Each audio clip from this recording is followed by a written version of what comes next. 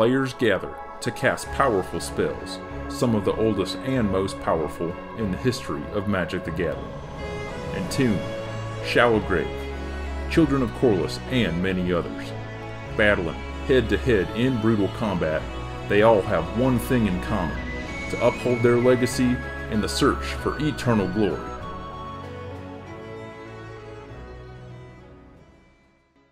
The Eternal Glory podcast is sponsored by Cardboard Live and TheEpicStorm.com. Everybody, and welcome to episode 12 of the Eternal Glory podcast. My name is Anurag Das, here with your favorite co-hosts, Wilson Hunter and Brian Cook. Today we've got a spicy, actually kind of quite the opposite topic to talk about. Bryant, Wilson, what's up? What it do? Hello. Hey, friends. Hope you're doing well today. We are going to dive right into today's topic, but first, I guess so we're not really diving into today's topic. We're just going to talk about the quick hits. You can never forget them because they're always there. I'm going to hit you bop, bop, bop real fast. Donations first. Want to say thanks to our number one supporter, Dick Fisher. Dick Fisher, once again, for the continued support. You will be at SCG Syracuse, apparently. So we're definitely going to hang out, the three of us and you. And anybody who wants to meet the legendary Dick Fisher, you are also welcome to join. Also, thank you. Shout out to Kyle Flynn. You may remember him from an earlier episode where we discussed his Jund Phoenix deck. Thank you for your donation as well. Phil Blackman, our editor, greatly appreciates all of your support as these dollars, these contributions go directly into his pocket as he makes this episode sound crystal clean in your ear. Hit me. What has been going on? Well, last Sunday, my round one opponent was a very thin, smart, and handsome four-color Miracles pilot by the name of Anurag Das. And that's the end of this week's episode. See you guys next time. And turns out we were both recording / streaming, and Anurag and I had an epic battle where the better player won. I don't like where this is going. And now going. our record is now 7-7-1. So Anurag cannot brag about having a better record against me anymore. Yeah, it's a pretty dark day. Honestly, I have some internal reservations about TheEpicStorm.com. That deck is pretty stressful for me to play against. I think compared to regular Storm, even regular like Ad Nauseam Tendril Storm is something else. But that was I don't even feel like that match was close. I feel like I just got bodied. So one current thing about your list is I know you're very high on Veil of Summer. Recently, I found that a bunch of people just aren't doing anything and holding open Veil of Summer to die to Grape Shot because it's neither blue or black.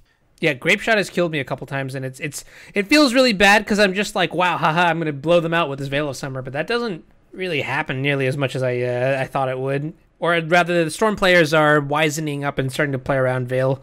With TS, it's actually not that difficult to get up to 20 Storm either, because you have all these artifact mana and Echo of Aeons and Ad Nauseam. But if you're interested in watching that match between myself and Anurag, head over to the Epic Storm's YouTube channel. Watch him get rolled. Das-stroyed.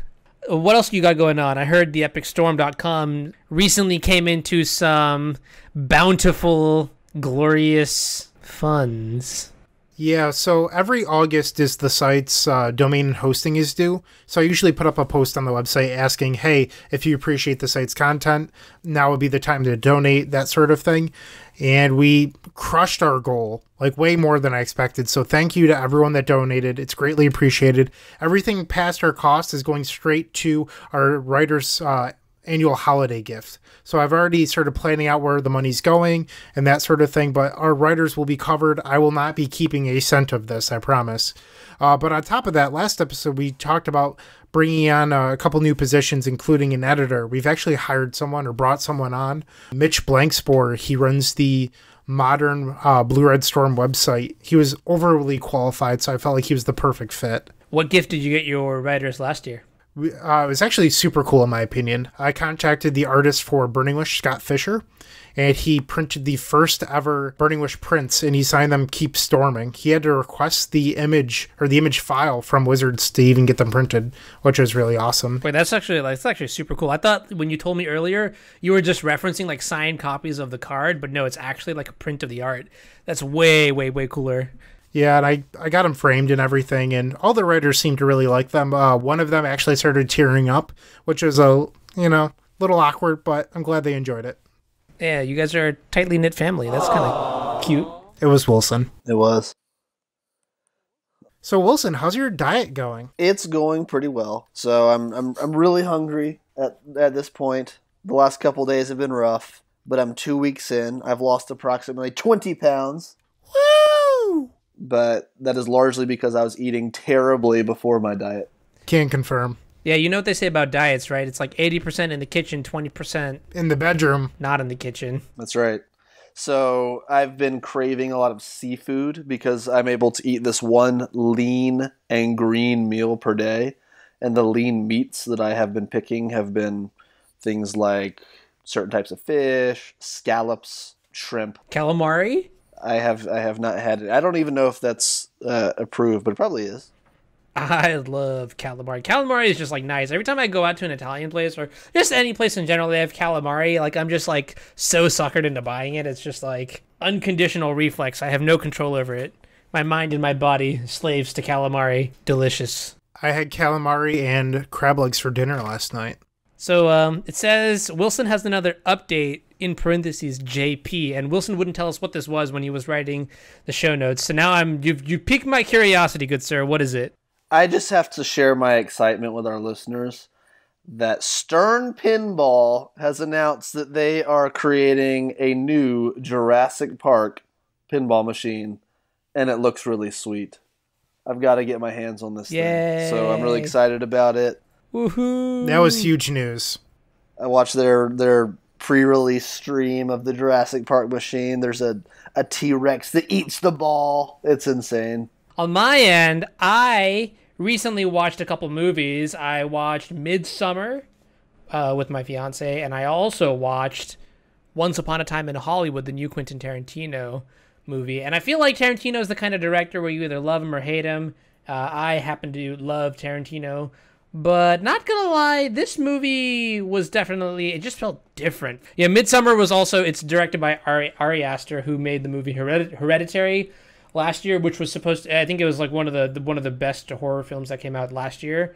And this movie was also, like, if you're a horror fan, this is not your run-of-the-mill horror movie. It is definitely more on the unsettling type rather than the jump scare you make you throw popcorn everywhere type. So would definitely recommend both of those movies to watch if you have time. Let's move into the feedback, though, for the last episode. We've got some 3 delicious comments that Bryant, Wilson, and I will take a look at. Bryant, take away the first one.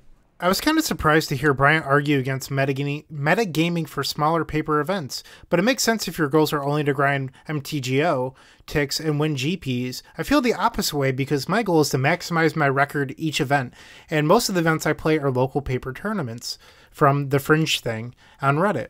So we actually had a little bit of a back and forth on Reddit, and my main thing is that if you're metagaming to win your local every week, most local events in non-metropolitan areas are somewhere between 10 and 14 people probably. If you're in a big city like New York City or LA, you're going to have bigger turnouts. That's just how it works. But, for smaller cities, 10 to 14 is fairly regular. And if you're, let's say that there's a Death and Taxes guy that shows up every week, and you're playing 4 copies of Massacre in your board, do you think that guy is going to keep on coming back or that person will keep on coming back every week? They're going to get sick of you over metagaming for them and just not come back. And that's something that the Legacy community can't really handle. But also, who are you doing a favor for? Like, I get that you want to win your extra $10 in store credit every month, but I think keeping the Legacy community together is a little bit more important. But also, you're doing a disservice to your store. And I'm not trying to, attack anyone, but keep in mind that that's the store now losing that entry fee every week, and that person's not buying candy bars or sleeves or soda or anything or card singles. And while you want to do well, I think that if you play normal stock list or brews or something where you're just not targeting individuals in the store, it ends up being better because, one, you're not getting any better by playing these overhated lists for when you actually do go to a real event. And 2, you don't want to ruin other people's fun and just not make them come back. I don't know. I've said what I had to say on this. I kind of feel like I use the word inbreeding for a specific metagame, especially if it's a smaller metagame, like a 14-person, whatever number you used, metagame, is something that goes both ways, right? Like, you could look at it I mean, it's just like it's a very subjective thing, right? Let's say you bring your 4 massacres to an event like that. Who knows? Maybe the next time you go and play against this Death and Taxes player, they go turn 1 Caracas, turn 2 Port, turn 3 Flagstones of Trocaire, and you stare at these cards in your hand, and it's just like super, super awkward.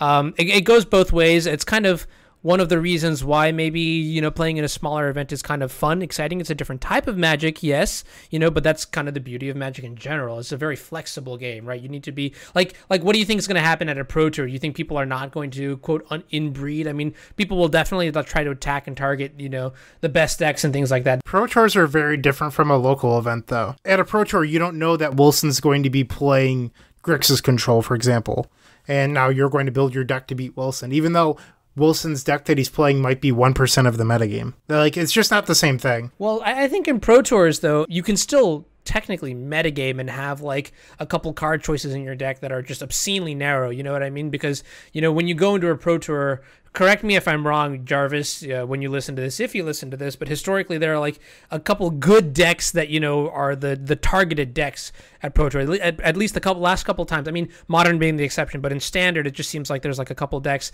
that you want to be able to beat. Remember there was that one time where there was like that blue-green Karn deck or something like that.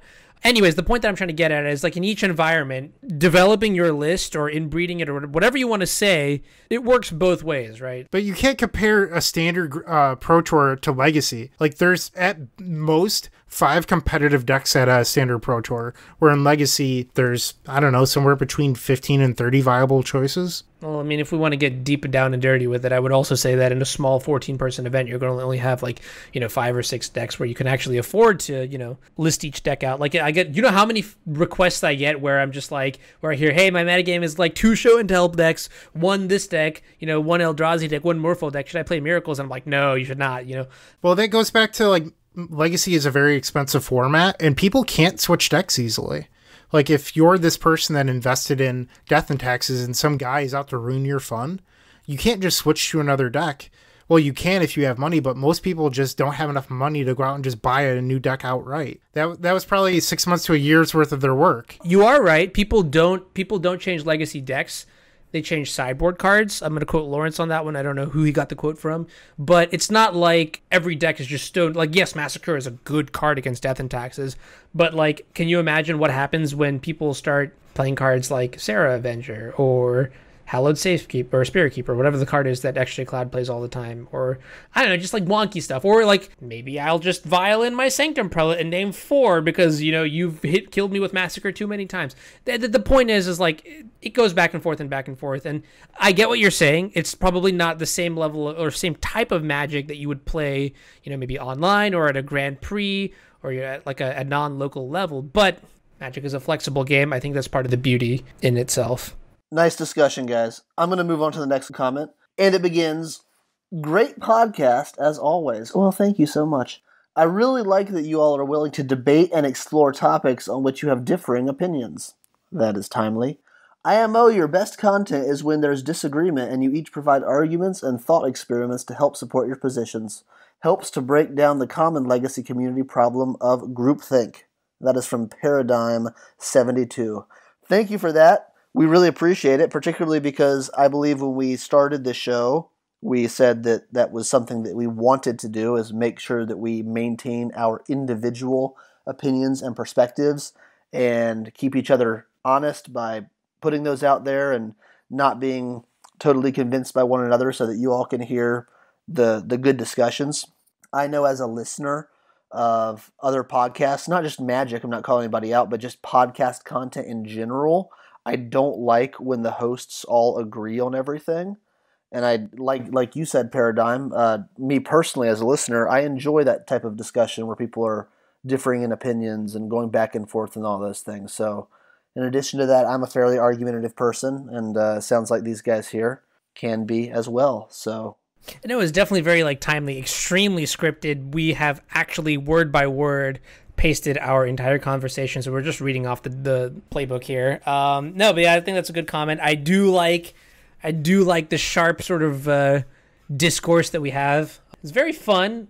I don't really get this kind of exposure in any other environment, so yeah, the Legacy chats and Discord chats and all these various groups that I have been in and out of over time have sometimes seemed to get groupthinky because people like to feel like everybody is agreeing with them, and that starts to sort of bother me after a while. I like to shake things up a little bit.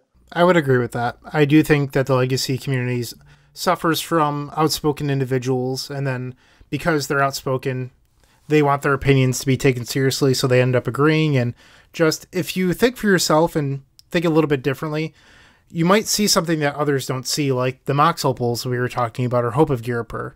You just don't have to agree with what everyone says, and you should try out different things. Can I tell you guys, this is a completely random aside, but something sad that happened to me today. My opponent used a liquid metal coating to animate one of my lands, artifact animate one of my lands, and then blew it up with the Fiery Confluence. I like that. Kind of sad. I also had an EE on 4 in play that I had to tap out for, and they blew that up as well. So. Oh, and you want to know the saddest part of it all? The very end, they dealt 2 damage to me too with the Fiery Confluence. Anyways, the last comment is provided by Mr. Tofu 5000. Your story had nothing to do with anything. I prefaced it with that, though. I said it had nothing to do with it. I warned you, but anyways. First the movie thing, and now this? Jeez. So Mr. Tofu 5000, before we read your comment, I got to ask you, what happened to the other 4,999 Mr. Tofus? But the comment reads, just wanted to try out the At Eternal Glory podcast, and now I'm straight up binging the episodes. Great stuff! Exclamation mark. Awesome discussion! Exclamation mark. Really relaxed and fun atmosphere while talking competitive legacy. Thank you so much for the high quality content. You know, I'm not going to speak for the others here, Mr. Tofu, but actually, I see you in my Twitch chat all the time. What it do, dude? Welcome. I'm glad you enjoyed the content. Thank you. Thank you very much from the bottom of my heart. I do this because it's fun. I do this because you and all the other listeners enjoy it. So thank yourself. Pat yourself on the back for being awesome. Yes, so that wraps up our feedback for the day. So let's dive into today's topic. And interestingly, Paradigm's comment, which I read, which talked about our disagreements, I was thinking about that as we're going through the show notes, and I think we disagree maybe the least on this episode, as we have in compared to our other episodes. I don't know. I think there's still going to be some lively conversation here. But as we went through this, I at least thought that we had some similar opinions. So we'll share all these and get into it. But the discussion of the day is around 4-color snow control. And the reason for this is because this past week, from our observations, has been the legacy community chirping about the potential and desired banning of Wrenn and 6. And a lot of this goes around the fact that people perceive it is too easy to play a smattering of good cards right now in just a general good stuff control deck. And so we're going to address that. We're going to dissect the deck, 4-color snow control. What is it? Go through all the different elements of the deck. Talk about inherent weaknesses. Talk about how maybe you and we should be combating the deck if we're not going to play it ourselves. And then how could we improve the deck if we are going to play it? So are you guys ready to dive on in? So I want to say a special shout out to MTGO user Kernovac. There's no U in the name, Kernovac. Thank you for the inspiration for this topic. I hope you enjoy this episode. So before we even begin talking about the nuances of the deck, I guess we should preface sort of the framework with which we are looking at this deck. So a couple of weeks ago in Star City, it was like a team open in Baltimore or something like that. I don't know where it was. There was a team open, and Daryl Ayers, the dreamy wonder that he is, made, I believe it was a top 4 finish with this variation on 4-color snow. And he also played in some of the challenges and online beforehand. And so you can definitely find his list out on Star City Games. Of note, it does have Astrolabs, it does have Wrenn and 6, and it is a 4-color snow deck based on the colors blue, green, red, and black. So Grub, Berg, whatever you want to call it, there's no white in this deck. And then also additionally in the same color combination, we have a slight spin on the deck provided by Harlan Fur. I don't know if I can never say his name right. But yeah, his list is a little bit different. Check it out. It's got Tarmogoyfs in the main deck, so definitely like 2 different takes on the same color combination. So let's first dive into why this deck can even exist in the first place. I think you guys will remember before, whenever, like July of last year, June of last year, there was a certain 1/2 Elf Shaman hybrid mana with 3 abilities. Some called it a Planeswalker that allowed people to actually get away with playing these wonky 4-color main decks. You know, they would be so powerful that they could exist in the world of, like, you know, turn 1 Blood Moon and things like that, Wasteland Delvers. This is not that deck because Delver got banned, right? So Red and 6 is somewhat is seen as a replacement. Not looking at Red and 6, I think the card that actually just defines this list is the card Arkham's Astrolabe. And so the whole mana base is just completely warped around the card Arkham's Astrolabe. What exactly does Arkham's Astrolabe allow you to do? Well, I think in Magic, at least the way I look at it, especially when I'm playing from like the perspective of Miracles, right? One of the reasons I think I would ever want to play Miracles is because the mana base is just so pristinely clean, just like straight out of a car wash clean. And Arkham's Astrolabe really allows you to do exactly that with your 4-color mana base, right? You can fetch Snow-Covered Island on turn 1, and next turn you can tap it for black mana to cast some sort of ludicrous spell, or, you know, you can use your Mountain and Wasteland to cast a Red and 6, and then you start looping Wastelands or whatever it is. Basics are powerful. Arkham's Astrolabe Arkham's Astrolabe. Okay, I'm going to say Arkham's Astrolabe so many times. Whenever I say it, just pretend I'm saying Arkham's Astrolabe. It empowers the basics. So I think you get a lot out of not, you know, losing to Wasteland. Especially when Delver is probably one of the top tier decks in the format right now. Having a stable mana base is exactly what you want. Arkham's Astrolabe also works really well with a new card that was recently printed in Modern Horizons, and that is Prismatic Vista. So in your 4-color deck, you can basically play as many different basic colors as you want. You have that one unique, better than Evolving Wilds fetch land that lets you get everything, and then Arkham's Astrolabe will bridge the gap between your 2 and 3 CMC spells. So that's interesting. And then also just random asides, like, you know, Arkham's Astrolabe can turn your Wastelands into colored mana, and they're also very good at turning off unique effects like Choke and like Richard on Port. Like Richard on Port not being good against Arkham's Astrolabe is actually just hilarious to me. Yeah, so I will say really quick that Prismatic Vista, we can talk about this a little bit more later, but is not in a lot of these decks, even though you did mention it. It's not in Daryl's list that we will be sharing, but it is an option if you want to run a lot of these basic lands. But what do I think about Ren and 6? I think that in addition, let's talk about that with Arkham's Astrolabe together, right? So I'm looking at this deck list. You can play 2 basic islands, 1 basic swamp, a bunch of non-basic lands, a couple wasteland, and a 2-mana Planeswalker that costs a green and a red. So I think that's just like pretty insane, right? And not only can you play that card, you can play that card very easily, and you're fairly immune to a lot of non-basic hate. And this is the crazy thing about Ren and 6, and I think is what making it so good in these decks, is that it helps you protect your mana base after it gets into play. So I think traditionally one issue with a lot of these 4-color decks is obviously going to be the mana base and the clunkiness and everything. But not just Astrolabe, but with Ren and 6, once that's in play, I mean, you've shored up just being able to cast anything else in your deck for basically the rest of the game, going deep into the late game, hitting all your land drops for your Snap, Kolaghan's Command, all these things that cost a lot of mana. It's just pretty amazing. And then I think that the pinging ability, obviously, I think that the meta game, and we can get into this, is, you know, potentially shifting to get a little bit better against that. But it has been quite good. It kills the Unflipped Delver and Young Pyromancers and Baleful Strixes and all sorts of things that you definitely want to be doing. Yeah, I think if you look at the card from your typical Planeswalker perspective, if you've got, you know, the uptick generates card advantage, the downtick protects itself, the ultimate is game ending, right? That sounds like a very familiar 2 blue and a blue Planeswalker to me. That is a Legacy All-Star. I'm not talking about the Architect of Thought. And so for that reason alone, I think it's pretty powerful. It's also not blue, which I think maybe this is a topic for another day, or maybe this is just one of the reasons why Ren and 6 is so, like, you know, discussed right now. But it's sort of like it's distinctly red and a green, and the blue decks are just trying to, like, absorb it into their strategy. It is that powerful. The card is that versatile.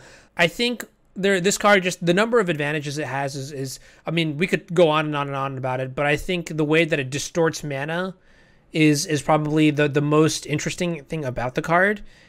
Do you guys think, though, that this card is ban worthy? So something that I've read a lot is Deathrite Shaman's back. We have to deal with all these 4-color pile decks, and it's just not fun. And I don't like the comparison to Deathrite Shaman. The issue with that, Deathrite Shaman used to allow these blue decks to have a Birds of Paradise-esque effect off of an Underground Sea. So you could be playing a blue deck and go from 1 to 3 mana on turn 2, allowing you to play a turn 2 Leovold, Emissary of Trust, or True Name Nemesis, which were mirror defining. Where Red and 6 doesn't break that gap. It is not a Birds of Paradise. It simply allows you to land drop the rest of the game, much like any other card advantage engine would. I don't know, it could be something like Search for Azcanta if you really want to hit all your land drops. I'm not saying that Search gives you land every turn. I'm just saying it's a card advantage engine. There's other things in history that have allowed you to draw a card every turn. And it's not terribly different from those, except for the fact that it's additionally removal and a win condition. So it's a little bit different in those aspects. That said, I don't think its comparison to Deathrite Shaman is fair. It does fix mana like Deathrite Shaman did, which is absolutely fine. But they're not the same. In general, I think that legacy players are slow to adapt, which is something that, and I've mentioned this in other episodes actually, but are people doing the best job that they can at adapting Ren and 6, or are they just playing their same 75 cards over and over? Because Ren and 6 is definitely beatable. Something before the show started was Wilson mentioned that Young Pyromancer is pretty much unplayable right now due to Ren and 6. And I thought that was a very interesting observation because I haven't heard that yet. And he's right. These Grixis Delver decks that were playing Young Pyromancer have vanished.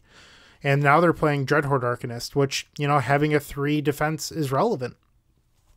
So if you're building your deck, you should consider, hey, -1 deals 1 damage, probably not very good. It would make me reevaluate cards like Baleful Strix. And these are the give and takes that you have to do with metagaming and adapting to new cards. Do I think it's ban worthy? Absolutely not. I think that people need to take the time to reconsider their deck and their strategy, and maybe even play some cards specifically to deal with Ren and 6. We're going to talk about some of them later, and I think that part of the show will be very fun. I want to point out, I guess I'm going to cut people some slack because let's be clear here, right? We just had a slathering of new cards injected into the format, whether it's through, you know, War of the Sparks or Modern Horizons or whatever the other set was in between. I don't know, whatever it was. There's a lot of new cards in the meta, and I think it'll take some time before people are able to figure out, like, you know, exactly what the best 75 is for each deck. That being said, Brian, I think I'm in the same camp as you. Having played the card a lot, I kind of have slowly realized that it is not exactly as broken as I thought, right? Because you mentioned, right, there's a tick up and you're drawing a card every turn. I want to point out that you're not actually drawing a card every turn. What you are doing is you are buying back a land from your graveyard, right? That is technically card advantage, but believe me, the diminishing returns are so real, right? The difference between drawing an actual random card, like a threat you could cast, or a removal spell that you can deploy, that kind of thing, is different from get back my Flooded Strand. All right, play my Flooded Strand. Fetch, get a Tundra. Get back my Flooded Strand. Play my Flooded Strand. Fetch, get... Why did I say Tundra? Get this other, like an island or a swamp or whatever, you know, duel you want. Why did I say Flooded Strand? It is very limited in terms of what it does. The ultimate is game ending for sure, or it's very powerful. Maybe not game ending, but definitely very powerful and defines how games would be played out. Like, you definitely don't want the Arenda ultimate. But, you know, there is that period of time when Ren is at 4 loyalty and it's buying back a land for the 3rd time or the 2nd time or whatever, 5 loyalty, 6 loyalty, where it's just buying back lands and, like, it's not actually, like, impacting the board, assuming there aren't any X1s in play. So it's not exactly the same as Deathrite Shaman, which, you know, if you look at Deathrite Shaman, right, just being in play was killing your opponent 2 points of damage a turn. It was main deck graveyard hate, so it was beating cards like Snapcaster Mage, and then just even things like Reanimator, Dredge, all those decks, you know, it was just game 1 main deckable graveyard hate. And then also, like, the 1/2 is not an irrelevant body when it can block value tokens made by, you know, cards like Young Pyromancer and things like that. So, right, Deathrite Shaman, very clearly, even at Deathrite Shaman, also 1 CMC, the delta between 1 CMC and 2 CMC is basically infinite. Yes, it's 1 CMC technically, but it's basically infinite. So it's very hard to compare the two cards together. I understand there's the psychological aspect of getting, Wasteland locked out of a game, and that sucks. It definitely does not feel good, but I don't think that is necessarily format defining. I know you said it's only 1 mana difference, but if you add a mana, Crucible of Worlds is very similar. And I don't know, 8 to 10 years ago, Crucible Wasteland was a combo that people played, and people back then found a way around it. Like, this isn't the first time in Legacy that people have been wastelanded out of a game. Right. I mean, there's literally a deck that is dedicated to doing that, aka Red-Green Lands, and I think people are able to adapt. I will say maybe that the fact that this card is playable in blue shells is a red flag, but then again, that's more of a statement to the color blue than it is to this card itself. All in all, I wouldn't ban it. Having stepped back from Legacy a little bit the last few months, but still perusing the Legacy interwebs and listening to what everybody had to say, I had to really think about why people are comparing this to Deathrite Shaman. You sort of touched on this a little bit, but from my perspective, I was like, what does this have to do with Deathrite Shaman at all? Like, from my perspective, it has literally nothing to do with it. And I realized, it's because, and I've talked to a few people about this since then, people do not like this idea that you can play 4 or 5 colors in a deck. It's sort of like one of these unwritten rules of Legacy fun, is that people like the constraints of colors in deck building. And it makes sense to me that, okay, so Wrenn and 6, similarly to Deathrite Shaman, both have encouraged and helped these decks that want to play 4 color mana bases. But something I will push back on is Arkham's Astrolabe is a much larger player in making that happen, I believe, in this deck list, at least ones we're looking at right now. And a huge role player in making that happen as well. So if you're upset about Wrenn and 6, I also think you should be upset about Arkham's Astrolabe if that's why you're upset. But then I'll also just piggyback on what you were talking about too with Deathrite Shaman. Deathrite Shaman is a tempo card. And that's a big reason why it was so good in those control decks, is it helps you with your biggest weakness, which is getting mana on the board quickly in a way that also helps you in the long game and is disruptive to degenerate decks that rely on the graveyard. I mean, Deathrite Shaman did everything that traditional control deck or mid-range deck does not do. Wrenn and 6, very different. Wrenn and 6 just does more of the value stuff better. It does help your mana base, and it helps you get to the late game of casting all your things, but that's just what you want to be doing in a slow mid-range deck or control deck anyways, is sort of exactly what the abilities of the card do. So, in my opinion, very, very different than Deathrite Shaman. I understand the community sentiment against just not liking 4-color decks. It's not personally an opinion that I have, but that's sort of what I'm gathering from the community. I will also add a couple more things. There's 2 things that I wanted. The first is cost, right? When you build a 4-color mana base, there needs to be a cost, right? Because you are accessing so much more power due to, just spells in general that you are able to cast, right? Like now, rather than just being Rug, you have access to a card like Abrupt Decay as well, which then again gives you more options and then gives your decks more like flexibility and power level and things like that. The cost to this is normally, you can get Wasteland out of the game and then you can't actually cast all these spells that you are trying to greedily jam into your deck. Red and 6 does technically mitigate that, because if you get Wasteland, you just buy back the land, deploy it, haha, now your multicolored, 4-colored, whatever nonsense you're doing is online. That does seem to technically violate the holy grail of, casting spells and like the sanctity of mana. I see that. While it does sort of defy that, I want to point out that there is a cost though to that, right? Especially when you like look at a card like Arkham's Astrolabe, it just from a deck construction perspective, I cannot tell you how much I have struggled with trying to fit this, valuable mana engine alongside everything else that you need to be reasonably competitive in the Legacy format. So I'm talking about, like, for example, like counter spells, removal spells, blue count, things like that.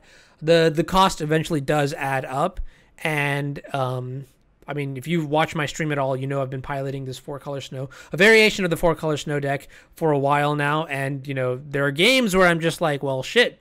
You know, I died because I cast my Ponder, didn't find a blue card, now my Force was in my hand, that kind of deal, so on and so forth. There's just a number of things. So there is a significant cost to this deck that, you know, a card like Deathrite Shaman never really had, right? Deathrite Shaman was just like, play my fetch land, okay, crack it, pay a life, Underground Sea. That's it. You know what I mean? And, like, just make sure that the Deathrite doesn't die, hope that it doesn't die. If it doesn't die, then you probably just win kind of deal. I said there were two things, but I kind of just lumped them together there. So yeah, for that reason as well, I kind of feel like Ren and 6 Deathrite Shaman. I get why they look like they might not be this, or I get why they look like they might be the same, but they're just so restrictive and prohibitive. Well, Astrolab absolutely has costs. I mean, you're spending this card so that you can play extra colors in your deck. And sure, everybody's, oh, you draw a card. Well, just do the math on that. You're not always drawing even a remotely relevant card. Sometimes you're drawing a dead card. Oftentimes you're drawing a card that's relevant, may not be what you need. You know? So, in my opinion, I actually like cards like this where, okay, you get to play a 4-color deck, but it's because you're playing all of these cards that allow you to play a 4-color deck that by themselves, they wouldn't be that great in the format. No one's playing Astrolab in a 2-color deck, right? The reason to play it is literally so that you can play more colors, and it's not really doing anything that great. In fact, it's actually doing something poor. So I have a couple thoughts. The first is that I think it's a little bit interesting that all 3 of the cards were printed in the same set. Prismatic Vista, Arcum's Astrolabe, and Ren and 6. I wonder if Wizards had any foresight into thinking, hey, in Modern, not necessarily Legacy because they don't care about us, but if these 4-color decks would even become a thing, and what would be the impact? So even if you cut one of these off, I don't think that stops. So hypothetically, let's say they ban Ren and 6. I don't think that stops anyone from playing 4-color, or they ban Arcum's Astrolabe. I think you could still play 4-color with just Ren and 6 and Vista. I don't think there's any going back from the point that we're currently at. It would take a multiple fix at this point, which makes me kind of question the people that are screaming ban Ren and 6. That's an interesting perspective because I don't think you could play Ren and 6 in a Vista deck. You would have to go back to these just atrocious tons of dual lands decks, which while Ren and 6 would mitigate the disadvantage after it got into play, sure, I think people would feel like it's more fair because in the early parts of the game, or in games where you don't have Ren and 6, the mana base is just atrocious, right? So I can understand that part of it. Like Astrolab is the card that allows you to really mitigate that significant disadvantage with being able to fetch up your basics on turns 1 and 2. Yeah, I'm actually in the same boat as Wilson here. Having played with Astrolab a bunch and Ren and 6 a bunch, I would argue that in terms of color intensity, I think individually neither card is particularly threatening, right? Like I've had a number of games where I'll have to go like, you know, play an island out, and then randomly in my 4-color deck with white, I have to get a volcanic and a tropical island, and I'm just like, well, this is really awkward. I hope my Ren and 6 doesn't get countered. Or sometimes it'll be like, it'll go the other way around where I've got like, you know, a mountain and a savanna. I've been there, done that. Send me your thoughts and prayers, please. And like my Astrolabe just like gets countered, or someone will Thoughtseize it away, or they'll even see that my mana is rough, and they'll like maybe like destroy the Arcum's Astrolabe at a disadvantage to themselves in hopes that, you know, my mana gets screwed over. So I definitely do think it is like an A plus B kind of deal where you want both of them to work together, right? You play the Astrolabe out, then it lets you cast the Ren and 6 pretty flawlessly off your core mana. So for example, in the deck that I'm playing, I've identified that, you know, basic island and basic mountain with Astrolabe is the core that allows me to cast all my spells, for example, like that. And then you build off of that after that. You like snowball that sort of mana / card advantage, I guess. So hypothetically, Rug Delver is one of the most popular decks online. According to my spreadsheet, it's by far the deck that I've played against the most at this point in time. If I'm this Rug Delver deck with Stifles and Spell Snares and Spell Pierces, and I'm trying to combat this 4-color control deck with a somewhat good mana base. This is a question for you both because I'm curious what your answers would be. Would you consider boarding in Ancient Grudge to deal with Astrolabe's post board? Yes, I absolutely would. The way, and this is just more philosophically on how I look at Rug Delver as a deck. Rug Delver for me will forever, not forever, but is more of a misnomer, right? I really think it's just Canadian Threshold, and for the more veteran legacy players, you kind of understand the difference between Canadian Threshold and Rug Delver, right? Threshold, in my mind, is sort of like the Jonathan Alexander, like, play my main deck Winter Orb, I've got 3 of them, I'm life from loaming back my wastelands, that kind of thing. It is a mana control deck that leverages Stifle and other, mana-related tools to generate a mana advantage and then use that to win the game, right? So, when I see that my opponent is trying to cheese a proper mana base out using cards like Arkham's Astrolabe and Red and 6, I'm honestly, in my mind, as if I were to play Rug Delver, with the experience that I have having played 4-Color Snow, I know that I want to attack the Arkham's Astrolabes and I want to attack the Ren and 6s because that is actually one of the weakest points of the deck. I mean, I'm not going to say that it's not fixable. I just think that in its infancy stages, I don't think there's enough. I mean, very few people are actually working on this deck right now. So maybe if there were like smarter people like Bryant and Wilson working on this, we would have a better mana base that is less susceptible to those kind of attacks. But yeah, I think Ancient Grudge is the kind of card you would want out of a deck that is trying to control your mana, like Rug Delver. Bryant, I will answer that question as well. I would say if Astrolabe was the only artifact in the deck, I would probably board it in. But the fact that it also has Baleful Strix in this deck, I think it's a slam dunk to board it in. All the reasons Anurag just said, plus the fact that Baleful Strix is actually an incredibly annoying card in the mid-game against a lot of your threats in Rug Delver. Cool, thank you for answering. So our next topic was Plague Engineer as a reason to play this 4-color control deck. Anurag, what are your thoughts on Plague Engineer? I literally think Plague Engineer is an absurd... obviously I literally think it, but Plague Engineer is an absurd card. If you don't have your copies of Plague Engineers right now and you play black, I think you should go and buy them. And I say that very lightly. There are very few cards that I think I would say that about. Like, for example, I would say at the current price that Ren and 6 is at, I probably wouldn't buy it because I don't know if it's actually that good, but... I mean, if you want to play Ren and 6, by all means, go and buy it. But Plague Engineer is one of those cards where I'm just like, yeah, you want this card. It just does so much for the color combinations that have black, right? If you look at, like, Grixis or, maybe not Esper, but I guess Grixis is the only real color combination. But anyways, it just...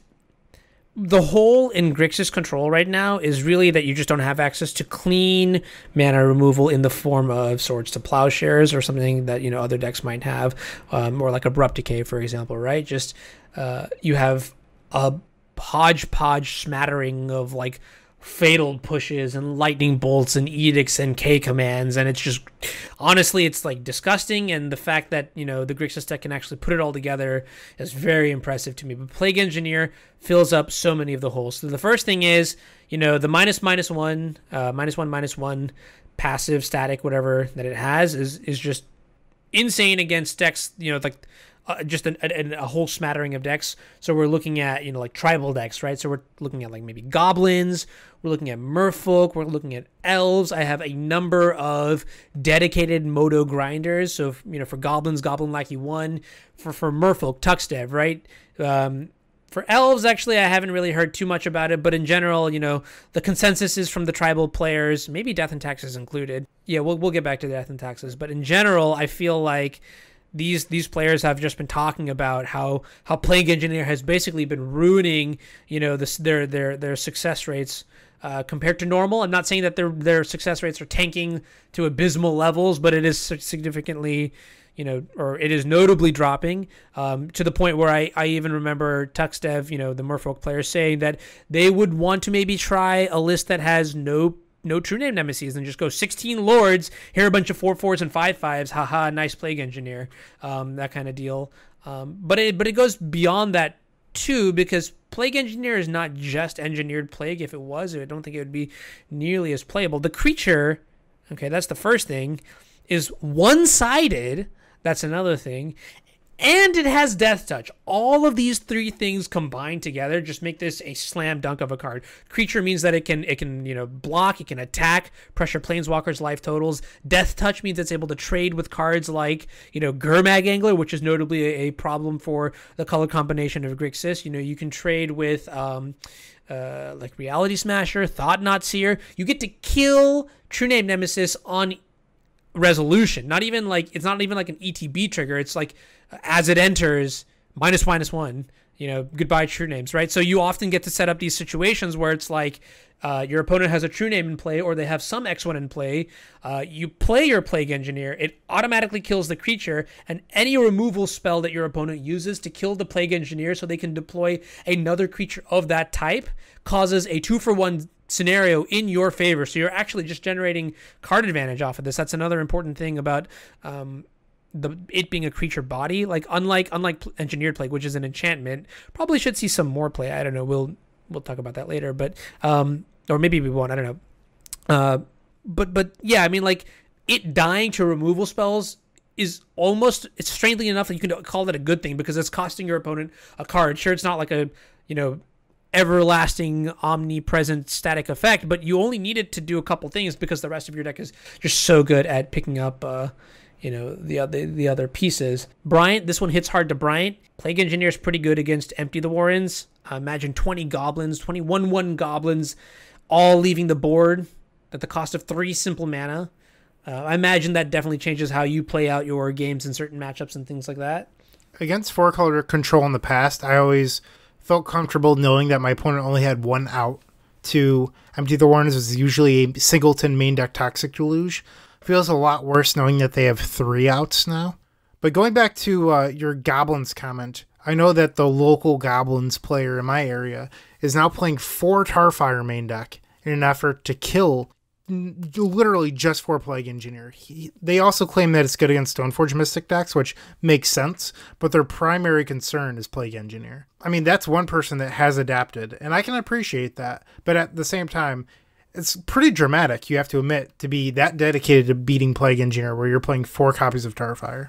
I also want to point out, right, like these decks that I've mentioned, so for example, Elves, Merfolk, Goblins, I think are extremely competitive against the blue soupy mid-rangey control decks simply because they attack outside of the bounds of a normal blue deck. You know what I mean? Elves will swarm the board, generate massive mana advantages. Goblins just generates insane sort of value, so you have to be leveraging your value to keep up with theirs, and sometimes you can get easily run over. And then, a deck like Merfolk has Island Walk that's kind of like a random like keyword that no other deck really puts you through. But also it has like True Name Nemesis times 8 because Phantasmal Image and True Name are powerful cards when put together. And so I don't know, these are all very competitive decks that I think these players were like, before they'd be like, okay, I can beat this deck. I'm not, I don't feel behind, or I'm enjoying playing the games and things like that. And now it's kind of just like, well, I hope they don't have Plague Engineer. And when you say that about a card in a matchup that before used to be really, really you were comfortable with, that says a lot about the card. Also, Brian mentioned that people are playing 3 copies of Plague Engineer in the 75, up to 3, maybe even 4. That also says a lot about the card. That means that it is good, right? People are already testing it. People ahead of the curve are on that next level. So, I mean, like I said earlier, if you want to play Plague Engineer and you don't have it yet, I would suggest buying the cards just in case. This is a card that maybe week 1 I would have suggested speculating on. I think it's that powerful. So there's a deck that you mentioned it previously that I would like to come back to now. Speaking of a value creature deck that's sort of been absent from the metagame recently, which is Death and Taxes. This is a deck that I think traditionally beats a lot of these blue soup decks. And people often forget that Death and Taxes, the creature base is like, 75% humans? They play Cavern of Souls just to name human. And I think part of the reason we've seen Death and Taxes take a step back is that this 4-color control deck has a card in it, possibly 3 of them, sometimes 2, that just kill on the spot 75% of their creatures, backed it up with Callaghan's Command and Fatal Push and Abrupt Decay. Death and Taxes doesn't stand a chance. You ever seen a turn 3 Plague Engineer beat Thalia and Mother of Runes through through the Thalia attack side? That's pretty powerful, I think. I don't think very many cards can actually do that. And while we're talking about juicy screenshots, there was once a screenshot I was sent with a Plague Engineer and Plague, pan over to the graveyard, and there are two mongoose, nimble mongoose, one's just dead in the yard. So, yeah, I do agree. If I had to give you my honest opinion, I feel like of all the tribal decks we sort of just mentioned, Death and Taxes seems like the one that would be best equipped to sort of adapt, expand, and play around Plague Engineer. Well, yeah, that's because you listed like 3 hardcore tribal decks and then Death and Taxes. I understand what you're saying, but it's still very good against it, right? So can I jump in, gentlemen? Yeah, don't even ask. There's space in the pool. Don't worry. I'll turn the jacuzzi bubbles on right now. One sec. It's pretty high tech. Ready? There it is. You feel it? Very, very. Oh yeah. Ooh, yes. Thank you. Listeners of the Eternal Glory podcast by this point probably know that Anurag likes to hype things a bit and gets a little bit excitable about cards. And then Bryant sort of takes the middle road and is pretty nonchalant, back and forth about things. And then cranky old Wilson never likes any cards, right? I have to say I totally agree with you guys on Plague Engineer. Everything you said. Totally insane. I'm not going to rehash it all. But if I had made a card last year that I wanted to put in a Grixis control deck and had the creativity to come up with this, I mean, this is like literally the perfect card for Grixis control. One very specific thing not mentioned is the synergy with Kolagon's command. So a lot of the late game Grixis control game lines come around getting back key creatures from your graveyard. That's really how you take over the game. The fact that the one-sided death-touching engineered plague is you can get it back if they deal with it the first time is just too much, to handle. So I just think that's incredible. Out of the 4 decks, though, Death and Taxes is the only one that can exile it between Source of Plowshares and Council's Judgment. Just a odd note. I'll give credit to goblins if they really want to splash white for like rest in peace, but I don't know if that I'm not part of the goblin gang, so I wouldn't be able to tell you that. I also want to just preface for anyone who might be confused when we say blue soup, we're just talking about these blue value decks that just try to play all the best cards, and that's kind of what this 4-color snow deck is. If you look at Daryl's list, that you can see he's got all the good value cards like Ren and 6, Baleful Strix, Jace the Mind Sculptor, Snapcaster Mage. Pick a color, pick the best card, put it in your deck. Next, that's what we mean by blue soup, just a giant stew. So Anurag, I have a question for you. I have an answer. What are the inherent weaknesses of this snow soup deck? So from my perspective, I mean, I play a different variation. Actually, let's take a look at the 4-color grub deck, Berg deck. And look at it from there. I think some of the weaknesses that you would find in Grixis normally will, to a degree, pass over to this deck, right? So your primary forces of removal are Fatal Push, Lightning Bolt, Abrupt Decay, K-Command. Threats that are good or are evasive to those list of cards that I just gave you are pretty good. So that is kind of like an expansive list of answers, but typically I'm thinking Planeswalkers that, like Karn, which don't really die to Bolt, or Abrupt Decay, or Push, or K-Command, basically require a combination of cards from the Grixis side to beat. Those are going to be pretty good. Garrick, Relentless, maybe. It's 4 CMC, so it dodges Abrupt Decay, but it does die to Bolt. But you do get to make infinite 2/2s, if you get to keep chugging along with it. You've got maybe like Gideon, for example. But yeah, Planeswalking is really where I want to be. Also, Hogak! This is spoiler alert, but yes, I think Merit Lodge and the Modern Menace Hogak, the Gak that smacks and always attacks, is another. Those are probably, in my opinion, the best ways that you can go about exploiting the weakness in the removal suite of this 4-color snow deck. So that's really where you want your mindset to be. If you want to re-engineer where a card might be good, it's going to be how do I find an answer or a threat that their answers don't line up well to, and a 7-mana 8/8 Trampler is it. Notably, you're not playing Swords to Plowshares in this deck, so also the fact that the 8/8 is recursive is another big thing. So even if you do kill it once, maybe with like an Edict effect, or you block it with a Plague Engineer, they just recast it like the next turn. So I think that's another thing, right? It stresses a card like Hogak, takes your limited answers to that card and stresses, it makes you have that answer again and again and again. Kind of like how, fighting a life from the loam is kind of meaningless because next turn they just dredge it back. Let me just tell our listeners that before recording this podcast, when we were going over the show notes, I was gushing over Hogak because this show led me to believe how...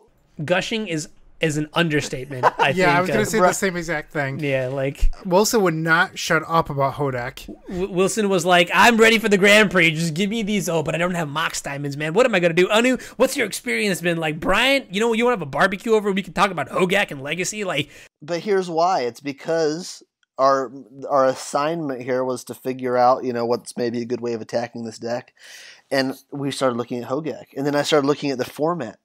And then I started looking at how everybody is terrible against Merit Lage and Hogak, and what do they do against it? And I started shopping for Mox Diamonds and realizing how they've spiked up in price an insane amount recently, which is terrible. Yeah, now look at your Hogak. Now look at your metagame. Now look at your Hogak. Now look at your metagame. But it looks so good against these 4-color decks. I am going to drop a huge bomb here, Wilson. I'm going to also include the listeners in this bomb. I think the Hogak deck, the Hogak Depths deck, is overrated. I think you're overrated. I understand the paper meta is slow to develop, and I understand that, when Atlanta rolls around, not a lot of people are going to have their decks optimized to beat Hogak, so you could theoretically play Hogak and exploit the sort of deck construction that people are going through. But I think that is exactly what you are doing with the deck. And I think that's the only reason that the deck is particularly good is because it plays a couple good cards against, a number of omnipresent matchups. It's going to be real awkward next week when we see that the 4-color control deck is now playing a 5th color for Caracas. Yeah. Been there, done that. Can confirm. I liked it, but there's just too much stuff to... Okay, never mind. I'll go back to my... No, but I really genuinely do think that the Hogak Depths deck, say that 5 times fast, while it is good, I think it is only because it is positioned well in the meta right now, and it could easily be pushed out of the meta if people were able to adapt fast enough. Kind of like how, if you look at Dredge, when it wins an open, or not an open, but a challenge online, it's because people submitted 2 pieces of graveyard hate per deck, and then the Dredge deck sort of just stomps all over everyone, that kind of deal. So I actually disagree with you quite a bit. So the first thing about this Hogak Depths deck is that most combo decks, they succeed when there's 2 different axes that you must attack it on. With the Dark Depths combo paired with Hogak, you now have to fight it on the graveyard angle, which who cares if I'm making a Merit Lage? Or you have to then overload on Edict effects for the Merit Lage side, but then you lose to the Hogak deck having Colony Gardens and Satyr Wayfinders. How cool is it that this deck is playing a Theros block common that is pretty much unplayable in every single other deck? No, do not praise the deck for playing Colony Garden. What is wrong with you? It is super sweet, and I think that if you try to fight this deck on one axis, you're going to lose to the other. DN Solver's stream title every time he plays this deck and top 8's a challenge with it is just playing the, in all caps, worst deck in Legacy with the worst cards in Legacy, and it's hilarious, and then he wins and crushes and beats everyone. Another way of beating these decks is Blood Moon. You play Blood Moon, and now your opponent's 20/20 can't be turned on unless it gets destroyed. Well, Hogak allows you to now win through Blood Moon very easily. And those Blood Moon decks don't really have an answer to Hogak. I'm just saying it solves a lot of problems for that deck. But if you want to beat this deck, Swords to Plowshare seems pretty good, Caracas seems pretty good, and those are both cards that beat both sides of the deck. The downside of this is that Miracles is nowhere to be found because it's not good against the field right now. Maybe we'll see Legacy do that cylindrical thing where Miracles will come back in the next 4 weeks by Grand Prix Atlanta. That's so tragic, actually, that, I think Miracles was actually, in an okay position for the last GP, and then suddenly it phased out to being really bad, and now if it actually phases out to being, decent for the next GP, that's the funniest thing to me, because I think Miracles is in a weird spot right now, and to see it actually be good again would be very, very, I don't know, that just makes me feel like I'm falling into a lot of dumb luck with the deck, but I agree. I'm going to attempt to make a useful point, and that is that as I look at this Hogak deck, it makes me realize how bad Edict is. Because traditionally you run Edict for this axis of the format. Exactly. And now the Merit Lage decks, if they all are in this general format, are just basically 100% immune to Edict. Bryant listed half the cards that are good against Edict. In addition to ones he listed, they have also Stitcher Supplier, Elvish Reclaimer, Fetch for Dryad Arbor. I mean, it's like literally something like 20 plus cards can protect you against Edict. So I think we should move on to the next deck, which is Ad Nauseam Tendrils. Whoa! I was snipping that one. All right, listeners, strap in, get comfortable, get your popcorn. I think that Ad Nauseam Tendrils has a better matchup against 4-color control than the Epic Storm. Okay, for everybody who ever wants something to use against Bryant, he just said it, clip it, add it to your soundboard, and whenever you see Bryant, just make it your ringtone or something, and I'll call you. I'll call you so many times.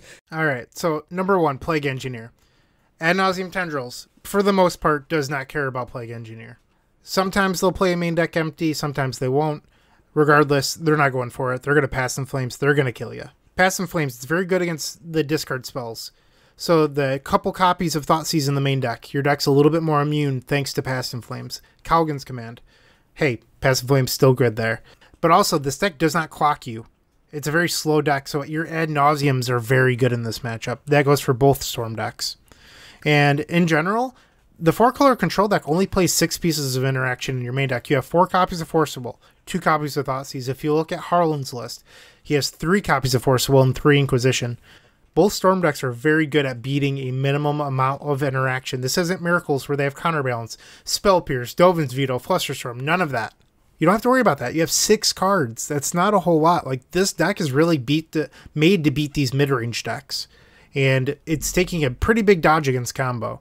I know that I said that Ant's really good. I would guess that Ant's matchup against this is about 72%. TES, it's not as great. It's about 65% since the London Mulligan. I'm still very happy with that. But if I was just gunning to beat this 4-color control deck, I think that I'd want to be playing Past in Flames. Yeah, I will add also in general, if you want to remember that I told you there was a tax to building this kind of deck, right?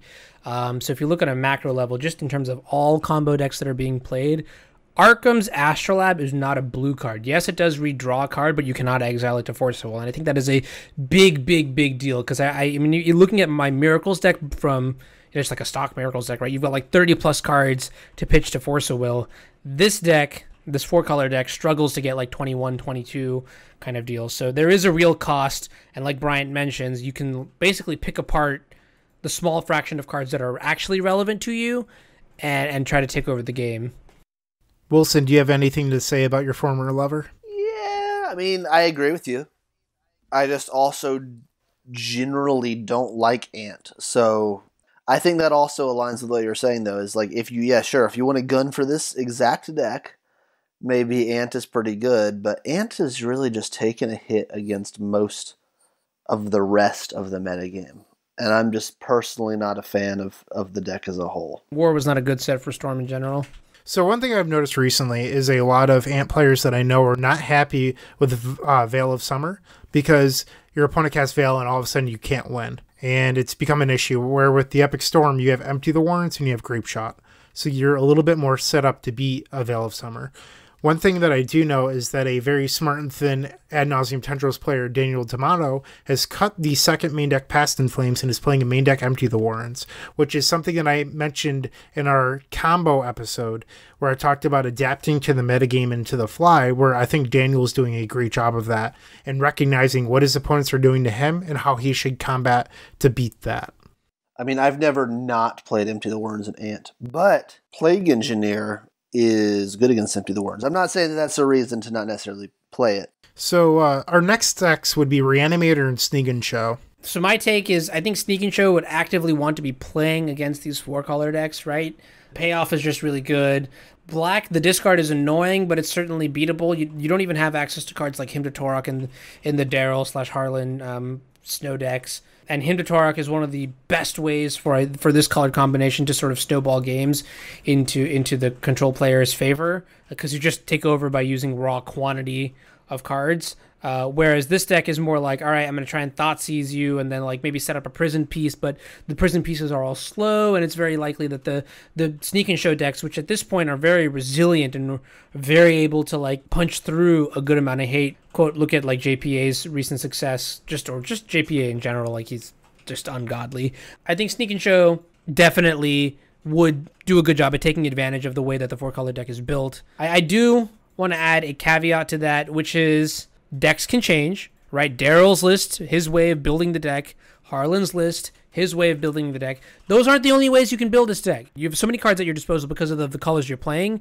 If you really, really think Show and Tell is seeing an uptick, you can adapt. You can do things like cut the Tarmogoyfs. You can do things like add the 4th Force of Will or this, the 1st and 2nd Force of Negation. Those are definitely deck building lines you can take. It goes back and forth and back and forth. But if this is the current iteration of the 4-color Snow deck, I would love to be playing some Sneak and Show combo against it. How do you feel about Reanimator, though? I know that Anurag and I disagreed before we went live, but I think Reanimator, if I was Eric Landon, I would be licking my lips thinking about all of these 4-color control decks that only play 6 pieces of main deck interaction. I think you're about 80% to win game 1. And then post-board, you probably drop down to 55 to 60%. They play 2 Nile Spellbomb, 2 Surgical Extraction, but you can beat these cards.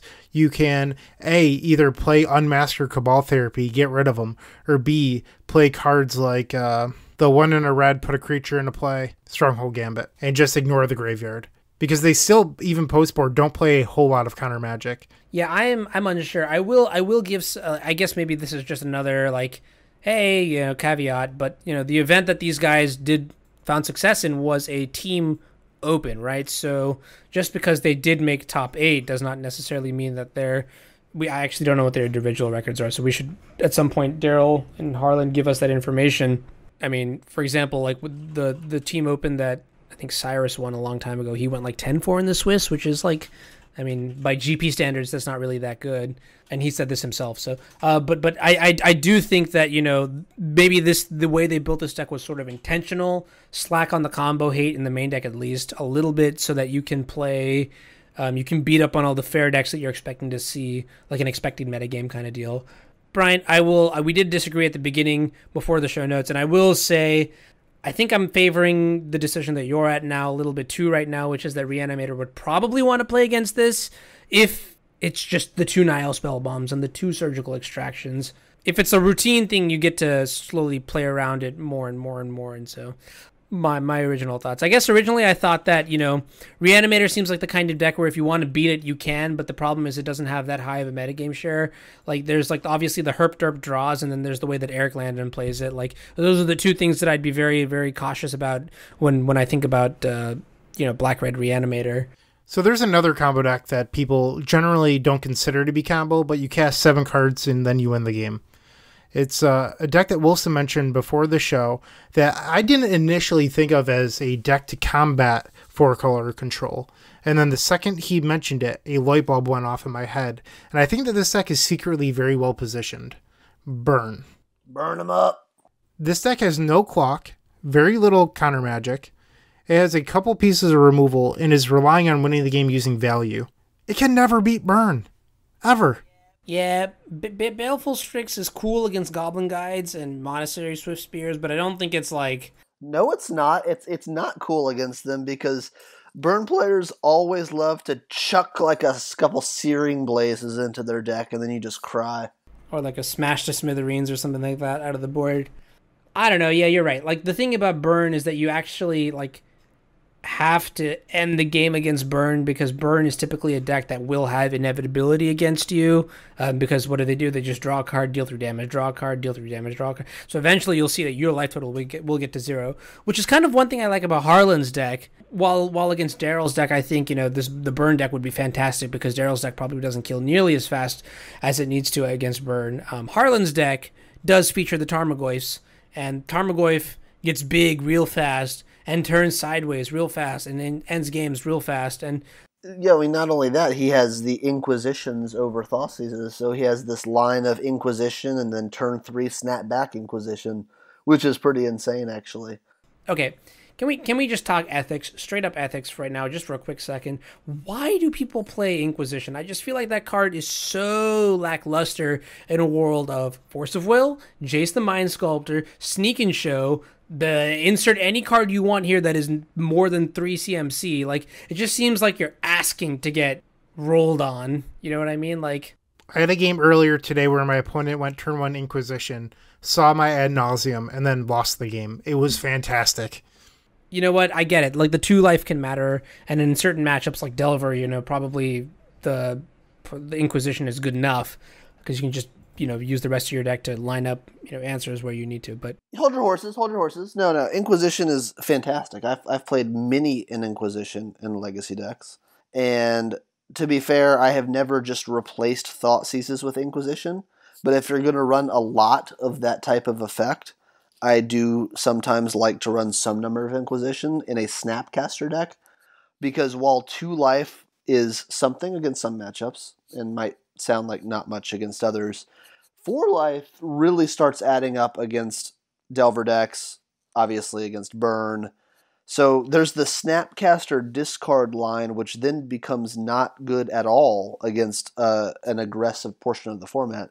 Whereas if you have Inquisition, like for example the line I just gave you against Burn, that's fantastic. That's a way you're going to beat Burn, is stripping 2 relevant cards out of their hand and losing no life doing that, right? So it's actually like pretty good there. I'll give another good scenario for Inquisition. That is when you are all about that value life. So maybe this is just on another page, but Tomas Mars has a 4-color deck that is not very much like Snow, and in fact is just all duals, so, you know, pretty hot, pretty fire. And he plays a bunch of Inquisitions alongside him to Torok, and I think that's kind of interesting too, where you maybe want to like set up the way, see Inquisition a 1-drop, see that the hand is clear, that they can't like Spell Pierce or Flusterstorm, and then jam him to Torok. And even if it gets forcible, that's fine. You know, you got your 2-for-1 kind of deal. So maybe that sort of setup is where you don't care about the 4 or 5 CMC spells. That's maybe another perspective on it, and I get it. And it's strange to me as a control player who wants to have everything pit-pat handled down. But yeah, I mean, the points you're making too, they're reasonable. All right, so I think we should move into the next section, which is how do you think we should combat this 4-color Snow control deck? Well, Bryant, you have your favorite little card here. I'll let you talk about it. I think people aren't playing enough copies of Engineered Explosives, which is personally bad for me. So if you don't like winning, don't play it. But if you want to crush me, Engineered Explosives destroys me. But that's not really about me at the moment. It's about beating this 4-color control deck. Most of their deck costs 2 mana, and it's not seeing play. I'm seeing these control lists like 5-0s get published, and Miracles is still only playing 1 answer for permanents that have resolved. What are you doing? Quit playing 4 copies of Terminus, or like a 3 Terminus and a Supreme Verdict. Start playing Engineered Explosives. Destroy these Ren and 6. Destroy their multiple copies of Baleful Strix, Tarmogoyfs. Kill them all. How often do you kill Astrolabes? Probably pretty often, if I had to imagine. But maybe in the longer games that it's less relevant. I haven't played that matchup personally, but I can imagine if it's turn 12 with Miracles versus 4-color Snow, you probably don't want to be destroying the Astrolabes. I could be wrong. Yeah, you're right. Okay, there was once upon a time where I was playing against Death and Taxes, and my opponent played a turn 1 Vial, and I force-willed it, and I felt really good because they wouldn't be able to abuse mana, and then on the second turn they played another Aether Vial, and I was very sad because I used a force-will for seemingly nothing. That seems like the kind of issue that you might run into if you try to fight over the Arkham's Astrolabs, especially as a 4-of. You know, obviously, like, you know, if your opponent happens to have a hand where they're relying on the Astrolab a lot, then yes, stopping it, dazing it, spell piercing it, maybe trading with it on a 1-for-1 level makes a lot of sense, right? But I'm not really sure how you would pick that up on the first turn or the second turn or something like that. Maybe by the definition of your deck, like we mentioned earlier, right? You're a Rug Delver deck. Maybe you want to fight over the Astrolabs then, which would force your opponent to maybe get some more duels out so they can cast their wonky mana base worth of spells. But it's coin tossy, right? Because you know you don't want to invest in such a committal play when next turn your opponent follows up with like a Ren and 6 or something weird like that, right? Ren and 6 also being a card that fixes the mana. So to answer your question, Wilson, I think it's a very tough decision to decide when to counter Arkham's Astrolabe, and even tougher to decide when to kill Arkham's Astrolabe once it's in play and has already drawn a card. Sometimes it could be correct. There are a number of times where I look at my hand and wish, like, to have an Astrolabe, or when my Astrolabe gets spell pierced, and I'm just really sad. Other times it's gotten countered and I just play another one, or just have like the perfect mana in my hand anyways, thanks to Red and 6. So if misstep were legal, would you be snap misstepping every Astrolabe that you saw? Yes, probably. Yes, I mean, I'd probably misstep almost everything. Everything, like the first thing you see, no matter what it is, you just misstep it? Screw your Goblin Lackey. Mother Runes? Nah. No, but I'm talking about in an Astrolabe deck, would you misstep every single one drop, the first one that they played? So if it's built the same way I build my deck, or the way that Daryl's built his deck, or Harlan's built his deck, yes, probably. Brainstorm's Ponders, Arkham's Astrolabes, those are all... In my eyes, I see all 12 of those cards as glue to put together whatever this abomination of a deck is, right? Because, like I mentioned, there's an actual cost to this deck. There's a little bit of setup that is required. It's hard to say whether you actually get rewarded. Like if you were playing, back when Top was legal, Top against Delver, and, your opponent plays a turn 1 Sensei's Divining Top, do you Spell Pierce that top? Do you Daze that top? Bob would say no. Other players would do it. Same kind of deal here, right? Like, it's the glue that pieces this deck together. The question is, how sticky does this glue need to be? How effective does it need to be? And I honestly, that's something I think that could theoretically be mitigated by deck building on the 4-color player's part. And then if you're on the other side of the table, you're basically trying to chance to see how well they built their deck. And that's I wouldn't do that at a Grand Prix, though. That seems like a lot of risk to take when you don't know your opponent's deck list. So, here's one card that I like that Bryant hates. Angrath's Rampage. Why do I like this card? Well, it's because what we just said. There are many 2+ drops. It kills Wrenn and 6.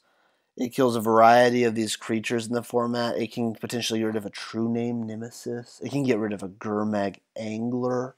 Tarmogoyf if your opponents want to level you. But why did I choose this card over Dreadbore? Well, that is because I also want to get rid of Chalices and Ether Vials because I like getting rid of everything. Bryant, why don't you like it? Your opponent has the choice. So correct me if I'm wrong, but if they have a Wrenn and 6 and an Astrolabe, they can just sacrifice Astrolabe? No, that's incorrect. That is incorrect?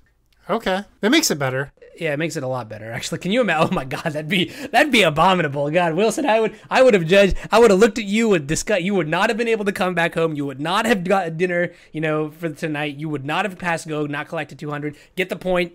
Okay, that definitely makes it a better card. But going back to the theme right now is permanent based hate. And we were discussing engineered explosives in these blue-white control decks, or it doesn't have to be blue-white, it could even be the mirror. But Council's Judgment is also a card that people should be playing more of. They're only ever playing one. And I think people are just misbuilding their blue decks right now because the games are all about permanence, but people are only ever playing one answer or maybe even two. And I think that's just wrong for how the metagame is currently. If the games are about permanence, then you play permanent answers. I mean, you could also play counter spells and those do fine, but I just think playing one answer to a resolve permanent in your 60s is just probably not correct. I mean, the thing with a card like Council's Judgment is I get it. I see why it's good, and I see why, you might be very happy about it. But at the end of the day, it's really clunky, disgustingly clunky. Your Delver player plays red on turn 2, and then what? Do you tap out on turn 3 into the days to play it, or do you play around Spell Pierce, and by that time they've already accrued enough advantage? I mean, in some matchups, I can see it being very good. Like in the Karn matchup, for example, you'd want Council's Judgment for sure. In the Fair Grixis matchup, or in the Fair Snow matchup, you'd probably want Judgment because, I mean, even just trading 1-for-1 with the Ren that has bought back a couple lands is still, it's not going to ultimate, and still it's not going to accrue more advantage. But the Council's Judgment, not the end-all be-all, although definitely the Judgment-esque effect is something cool. Recently, I've been toying around with Unexpectedly Absent, which is a little bit slimmer, is also instant speed, but not as permanent/resolute, and that has its own set of ups and downs. Judgment definitely worth trying a little bit more, and you've actually convinced me, Bryant, to try it out some more. So something that I've read over the last week is, well, if Red and 6 is an issue, just play Pithing Needle. I put Pithing Needle here under better permanent hate, but it's almost ironic because I don't think Pithing Needle is a playable card in the era of 2019. When Pithing Needle was printed, it was like an automatic 4 of in almost every single sideboard. I remember it like very vividly. Like Pithing Needle was a $17 card for a very long time.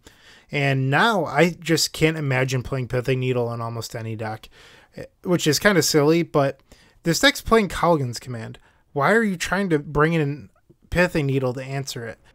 Yeah, what Ren and 6 deck isn't playing a good answer? Like, you've got Abrupt Decay, call it Coligon's Command, the Rug decks are going to be killing you. It's also super narrow. Yeah, Revoker is less narrow. It's still not good because of Coligon's Command and everything, but you can Revoker the Astrolabes, but you cannot Needle them. So that's sort of interesting. A couple answers that I do like for Ren and 6 would be Spell Snare. I just don't get how more people aren't playing this card. If the format's defined by 2 Casting Gauss cards right now, play Spell Snare. It's like a one of. Seems amazing. The reason why I think people aren't playing it is because of a couple things. One is black mana. So a lot of people are casting discard spells, and there's only so many slots. And like what Anurag said, when you put in 4 Astrolabes in your deck, if we're talking about fighting against other decks, maybe you yourself have an Astrolabe deck, there just aren't that many slots for Spell Snare. But hey, maybe if you're playing something like Miracles, Spell Snare is definitely the way to go right now. The other thing is Dreadhorde Arcanist. So because of that, you're rewarded by playing proactive cards in Dreadhorde decks as opposed to more reactive counter magic. So I know the blue-red spells, though, does play some reactive counter magic, but again, that's also why Dreadhorde Arcanist is only mediocre in that deck, in my opinion. Yeah, there's also a smattering of cards, and I said this word for like the 5th time of this podcast, but like Narset, Jace, you do get to hit things like Snapcaster and like Stoneforge and things like that, but Chalice of the Void. No, you get to hit, well, conditionally you can hit Chalice, right? On 2 and Infernal Tutor, Burning Wish. Very important cards. True Name Nemesis, that's another big one. But I don't know, yeah, like it is by definition a conditional counterspell, so maybe citing all the failed cases isn't like really productive discourse. Like we all know what it can hit and what it can't hit. It's definitely I think it's really good right now. I'm just saying that the only reason why we don't see as much of it is opportunity cost and the way that decks are constructed. But it does seem like it is better than it has been in a while. One of my favorite narrow sideboard cards is probably very good right now, and it would be the combination of Hydroblast and Blue Elemental Blast with Ren and 6, Dreadhorde Arcanist, countering opposing Red Elemental Blasts. It just seems very, very good at the moment. Which do you prefer? Me personally? Yeah, would you play Hydroblast or Blue Elemental Blast? I am a bling whore, and I play whatever version of a card I have that's nicer. So my Pyroblasts are nicer than my Hydroblast. I have the new Japanese foils that are signed. I don't have nice Hydroblast, but I do have the Japanese 4th Black Border Blue Elemental Blast, so I would personally play those. I pick Blue Elemental Blast because Beb is the cutest abbreviation of a card. But I guess my initial reaction to Hydroblast is that the card is absolutely infuriating. Not only because it answers the Ren very cleanly on the stack, but because it also handles the Ren if it's been, in play for some amount of time, right? So that's that multimodal aspect, extremely powerful. Now, obviously, there's a cost to that card, which is like it's situational, right? Like they could just as easily not play a red spell. They could just play like Leovold and like Baleful Strix and Jace, and you're looking at this Hydroblast in your hand, and you're like, well, why? Why me? It also hits Caligan's Command for what it's worth. Yeah, I was going to say, because of Caligan's Command, I would say post-sideboard, when games go sort of long, you're probably going to have targets, right? Like Caligan's Command, Ren, and then you're most likely playing against some Pyroblasts. So between all that, yeah. I would say in the same vein as Hydroblast, though, like if you're maybe looking for something that attacks like a different subset of cards, like if you're not interested in the spells, but more so the permanents, Celestial Purge is a very nice card, especially in a world where you're worried about Hogak and like Merit Lodge, Chandra, the Torch of Defiance. Actually, that also gets answered by Hydroblast, but not through Chalice. I'm a very big fan of Celestial Purge. I play it in like all of my Miracles lists. Do you really? I think it's a pretty good card right now. I like it pretty much. I think I like cards that answer things that have resolve, that are in play, more than I like counters on the stack, because... Well, Hydroblast does that too. Yeah, exactly. That's one of the reasons why I like Hydroblast so much, is because it is multimodal. But the reason I would prefer to have like a Judgment over a counter spell in today's meta particularly, and I'm so sorry for all the blue mages, because there's just way too much crap out there that just like falls through, that slips through the cracks, and so I don't know. For that reason, it's kind of frustrating to not. Yeah, that's another good one. While we're talking about the situational counterspells that blue mages play, I'd like to share that I've faced a number of Miracles decks in the last few weeks. I feel like they're playing a lot of odd counterspells like Dovin's Veto, Spell Pierce, Flusterstorm, Force of Negation. I've gotten a number of wins from just playing a Hope of Girapur and attacking. I think that the combination of counterspells that they're playing are all very similar, and they don't do enough different things, and it leads to getting punished. If you're running all of these same type of effects, you're going to get punished for not doing something different. And I think that I like my counterspells to all do something a little bit different.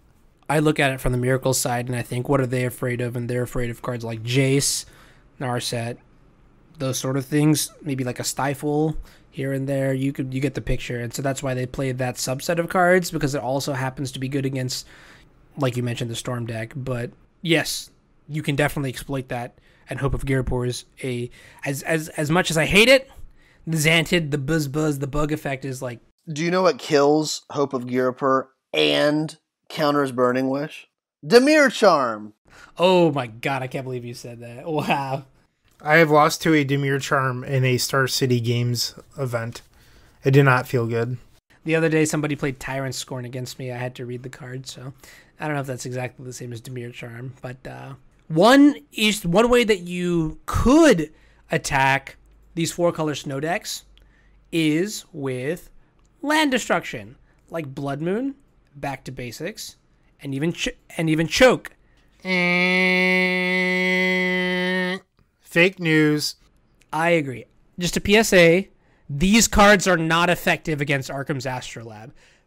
For example, Daryl's deck has maybe 3 basics. Harlan's deck has actual 5. The snow color deck that I've been working on also has 5. There are so many games where I've actually just let my opponent resolve their Back to Basics and their Blood Moon because I have Ren and 6 and Astrolabe going on, and I just start deploying more lands, fetching more basics, or filtering the red into whatever appropriate color I actually need for my whatever spells I'm casting. Similarly, even a card like Choke, I'm playing the plains, I'm playing the mountain, or in this case, there's the forest and the swamp. You filter those into blue, and suddenly I'm not tapping my island, so I'm able to dig towards my answer while also, not getting locked down by this mana hate piece. TLDR, I would not rely on the Back to Basics effect. There are a couple caveats. The first is if you can manage to somehow keep the mana fixing off the table. So if you can keep Ren and 6 off the table, if you can keep Arkham's Astrolabe off the table, then yes, your Blood Moon, your Back to Basics will be fine. That is very hard to do against these 4-color blue soup decks because they have all the best cards, so you might be trying to counter them, like the Ren and 6s and Arkham Astrolabes, but believe me, they will put a good fight trying to resolve their spells, whether it be through discard or their own counter magic, because they play all the colors, so they get to play the best counter spells. So it's a very, very tough battle to fight. So I'd rather just go for other plans rather than the Blood Moons and the Back to Basics. As you were talking, I just zoned out for a second, and I just thought of something. Can I share it with you? Are you ready for this? Hogak and 6. I don't know how you do this, but imagine a scenario where you play Ren and 6, then you play Colony Garden. Colony Garden goes to the graveyard somehow. There's so many things that you can use. Yeah, the little Saki dude, the 1/2. There's a lot to unpack here. You can use Sylvan Sakekeeper, exactly. Just Ren and 6 back your Dark Depths. Just do that. That's all we need to do. All right. Well, that's terrifying, and I'm really wishing you hadn't said that. But yeah. So I know that Anurag and I disagree on this, but I like my Delver decks to be true tempo decks. I love Rug Delver. A very, very, very long time ago, a younger Bryant Cook used to play Rug Threshold. Werebear?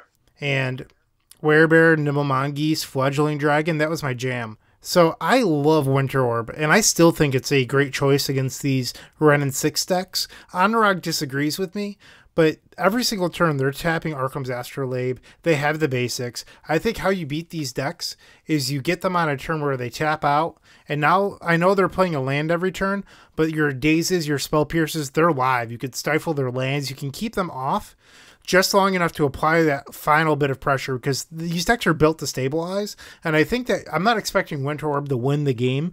I'm expecting it to slow them down long enough to keep my cards alive. So that way I can do my plan slightly better. Yeah, and so the reason I disagree with this sentiment is because I think Winter Orb is good at slowing your opponent down, especially when they have a very high intensive mana curve, right? So for example, back in the day, I think the mana intensity came from a card like Sensei's Divining Top, where I would want to fetch, spin my top, fetch, spin my top, fetch, spin my top, and suddenly all my lands are tapped, right? I think it's a little bit different in the context of Wrenn 6 now, because you have a card like Wrenn 6, which is buying back a guaranteed land drop every turn. And when you combine that with the untap ability or the untap restriction of Winter Orb, your opponent with the Wrenn 6 is actually putting more mana into play than you are. So they're actually, it's almost as if they're getting this mana advantage because they're reliably getting land drops every single turn. And I get that with Winter Orb, what you're trying to do is a little bit different, right? Rather than engineer a mana advantage by deploying more lands, you're trying to leverage very efficient spells. The problem with the efficient spells is that while they're efficient, they're somewhat narrow, and they can be, they're conditional, so they can be sort of out-muscled, I guess, if that makes sense. Like, in a tempo deck, you're trying to clock your opponent very quickly. If you're fetching every single turn, I might be okay with that. So if you're going to fetch and tap out for a Jace the Mind Sculptor or Callaghan's Command or Liliana's Triumph or anything like this, maybe even Leovold, I think I'm willing to take that trade. Just because you just lost 2 life to cast this card that might not even resolve. Because at some point you have to deal with the threat, right? Like if I have a True Name in play, and let's say I'm playing Rug Delver and I have a True Name in play, you have to eventually do something. And if you're sitting around fetching for 3 turns to get up to, let's say, 5 mana to play around Spell Pierce, that's 3 life you lost off fetch lanes, and my True Name got to hit you twice. Is that not a trade you're willing to take? Contextually, I feel like these 4-color blue soup decks they're better than that. Like, that kind of situation happens, and you can engineer that kind of situation too, but it's like, there's so much extra baggage in this specific situation. Like, you also have to untap your lands, and Wrenn 6, it just feels like that's the hurdle. And in my games, whenever I've overcome that hurdle, even if I'm at like a low life total, I'm still able to win the game. Like today I had a game against Blue Red Delver where this exact sort of process happened, and Wrenn 6 just took over the game because, I mean, it's not so much about the True Name turning sideways. It's more about looking at the efficiency of your opponent's removal spells and what your coverage is against them, right? So, for example, like a card like Plague Engineer could totally change the way this True Name Winter Orb game is played because it doesn't get countered by like Spell Pierce and Pyroblast and things like that, right? So then, like, if a threat gets answered, then suddenly they get more time to untap and deploy more lands. And, like, it's weird, and I don't want to say any absolutes because obviously you can come up with counter cases here and there. But I think at its core, when you look at the fundamental aspect of mana, I feel like Wrenn 6 is doing enough work to counteract the sort of oppressive mana oppression that Winter Orb is trying to do. It doesn't even have to be like a perfect mitigation. It just needs to mitigate it enough so that you can deploy some of your threats. I will say there is one card that against these Wrenn 6 decks that is, in my mind, much more powerful than Winter Orb, simply because it is just a blowout, like total lockout kind of deal. And that is Rest in Peace. I think Rest in Peace right now, if your deck can actually stomach it. So looking at you, Death and Taxes, if you're able to play Rest in Peace, resolve it, and then do the rest of your game plan, you're in a pretty good spot because it completely mitigates Wrenn 6. Like I mentioned earlier, one of the downsides to Wrenn 6 is that you have this lullaby of a turn when your Wrenn 6 is ticking up to 4, 5, 6 loyalty, not before it ultimates, or even at 7 loyalty, right? It's just buying back lands, right? Not. I disagree with something you just said. It doesn't completely nullify Wrenn 6. Also, you mentioned Death and Taxes, where like the negative ability is the good ability for Wrenn 6 in that matchup. That's why I was making that comment. Because yeah, exactly. We're a good team, Wilson. To be completely fair, I want to defend Death and Taxes, and I kind of did this earlier, but I feel like of all the tribal decks, this is the one deck that might have a better chance because the deck has so much flexibility in terms of the creatures that it can play. For example, you've got like Stoneforge Mystics, you've got maybe like an untapped Mother of Runes, or like with a Vial or something. Death and Taxes is positioned terribly against this Ren and 6 deck. You say that, and I want to believe you, but I don't want to. I want to give it more credit. Like you might think it's like what kind of percentage would you give it? 83% in the 4-color player's favor.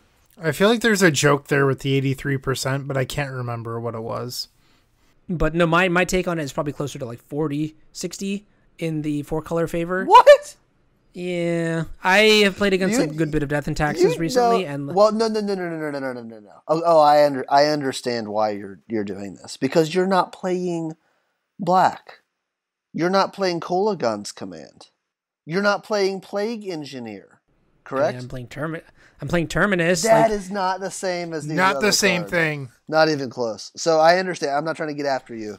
But Okay, that's fair. Sure, I see it, but I don't want Death and Taxes to be like completely shat on, because while I would sucks. be glad to play against Death and Taxes, keep in mind that the deck is not just like the deck sucks. only X ones, right? Like it's got cool cards like Unplayable. Cataclysm. That's everyone's favorite, and I'm going to take the middle of the road Bryant approach here. I think Wilson is being a little bit dramatic, and I think Anurag is trying to defend his deck while making it seem like Death and Taxes is fine. The sad truth is, like, it's just not good for Death and Taxes, but it's not a shit matchup or a shit deck at the moment. It's just not very good. I think it's pretty And good. Anurag is trying to make it seem better for his Terminus deck, but the Terminus deck doesn't have ways of destroying either vial or permanently locking out 75% of their creatures. It's just a rough matchup at the moment, and I think if you want to beat this deck, you need more copies of Council Judgment. You need your Swords to Plowshares.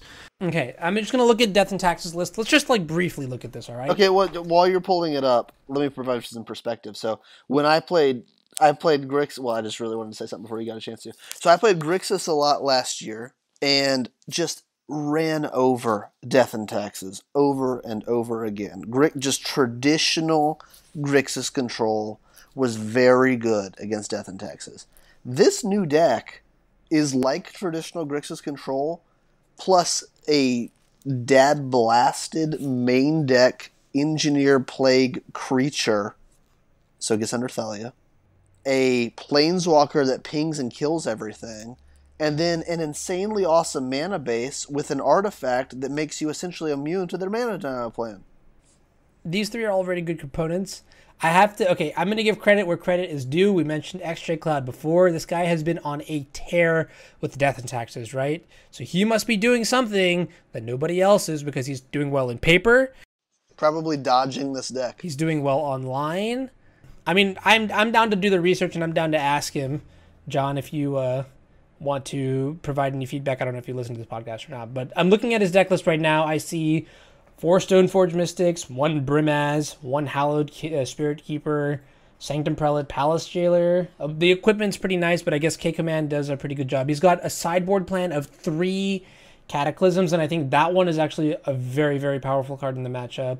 The Rest in Peace he's actually only got 1 of, which is really interesting, because his whole spread of Graveyard Hate is different. And this is his list from June 23rd, so it's a little bit old. All right, so Anurag mentioned the split of the Graveyard Hate. Well, the issue is that you can't just overload on Rest in Peace, because then you'll never beat Reanimator or Storm. It's just like kind of a slower, clunkier spell. So what you really need is Surgical Extraction or Fairy Macabre to slow down these decks long enough to get Rest in Peace in play. Well, I think that the June 23rd date stamp sort of summed up that argument. So let's move on. Okay, wait. From 4 days ago, he's got a Mirran Crusader. Otherwise, he's got everything else. Oh, and he's got Tomik. Highly relevant. The Distinguished Advocate. That card's pretty sweet, actually. Did you know it's a legend? Yeah. And it stops Ren and 6 entirely? That's crazy, right? Get that Caracas. All right, so how do we think you could improve 4-color snow control? If you are the 4-color snow control player, how can you improve the stock lists? I think we should give a little bit of credit to Arkan. He was the first person I saw doing this. He added in Dreadholder Arcanist into this style of deck, and he wasn't playing Baleful Strix, or maybe it was Snapcaster Mage, but the repeated Snapcaster Mage effect is very good in this deck, but you have to change your deck slightly. So the Daryl Ayers style list or Harlan Freyr style list only have 13 spells to flash back. I would probably play a couple more preordained style effects in my deck to maximize the Dreadhorde Arcanist. In my opinion, it's probably better in the mirror match than something like Baleful Strix or Snapcaster Mage, considering it doesn't die to opposing copies of Wrenn and 6. Yeah, I like playing Dreadhorde, and you don't have to play like a full 4. Arkin was playing, what, 3 or 4 or something? He was playing a lot, right? But I mean, you could even play just 2 copies of this card in this deck, and it would go pretty well. Maybe up the 1-drop count, like Bryant said, by 1 to 2 copies. But if you're only playing 2, it already fits in pretty nicely. Another thing I would do with that, though, is there don't really seem to be any lightning bolts right now. It seems like everybody's just maxing out on fatal pushes. If you're going to play all these cards that interact with the graveyard, I really like at least 1 lightning bolt. I mean, Bolt is really good at taking down planeswalkers when you're flashing it back, especially if you add in the Dreadhordes to essentially flash it back again. So that's maybe one change I would make to the deck as well. Yeah, I think Dreadhorde Arcanist definitely. I mean, it's shown its power, and this sort of mid-range deck, control deck, whatever you want to call it. Also, like you mentioned, it can leverage it very well, just because of the diversity of cards. In post-board, it only gets stronger when you add in all the relevant cards. But synergy with Kolaghan's Command, Wilson, I know you like that card a lot. Like you mentioned, what you want to be able to do is in the mid game, you want to use Kolaghan's Command to buy back that contextually critical creature. So if it's a Plague Engineer because they've got true names, or a bunch of X ones, perfect. If it's the game is a lull, then yes, you want to buy back your value engine, whether it's Snapcaster Mage or Dreadhorde Arcanist. That's also another powerful play. I personally would just look at another color. I think if the format gets too hostile to this 4-color snow deck, cut the black, add the white. Swords to Plowshares, Tundra baby. All of that is something that I'm actually pretty excited about. I've been playing blue, white, red, green. I think actually a Delver variation in those colors made top 8 at MKM Frankfurt this weekend. So that was kind of interesting. I have to look at the list and pick up some more information. But I think Swords to Plowshares is exactly where you want to be against Merit Lodge and Hogak. I think Hate Bears are especially good against combo in a way that Thoughtseize particularly is not, because it's just like Bryant mentioned, it's a permanent effect. You slam it into play, they have to deal with it. Otherwise, it just keeps obstructing your opponent. I actually think this version of the deck might be able to leverage Stoneforge Mystic too, right? This 4-color deck doesn't need to just be Grixis. It could just be like Blue-Eyed Blade with Wrenn and 6. Stoneforge is terrible right now. I'm curious. I think there are certain subsets of the format where Stoneforge is fine. Like if Mono Red Stompy makes a revival, Stoneforge Mystic and Batterskull and True Name are particularly good against that deck. The issue that it's very bad against Hodak. So like you're playing white to make your Hodak matchup better, but it's also a lot worse. I don't even think it's that bad against Hogak, because you've got Karakas and Swords to Plowshares. Like if you can fit Karakas in your deck too, that makes it even better. And Plow is going to be good against Hogak, and then you've got the ground blockers for all the weenie 1/1s. My issue is as bad in mirror matches. Like if you played this deck against the traditional non-white 4-color decks, I think you're at a pretty big disadvantage. Yeah, and I wonder if there's a world where you could even like trim on the Stoneforge package and to bring in Monastery Mentor. the haymakers that actually matter in the matchup, like the Wrenn. Oh snap! Hey, I do like that. I think Anurag, your deck is quite good at dealing with the Dark Depths Menace. So, going back to the deck without the Stoneforge is just the fact that you have these Horse Plowshares, and I guess you've toyed around with Karakas and stuff. That's really a way of fixing that problem, so that's pretty cool.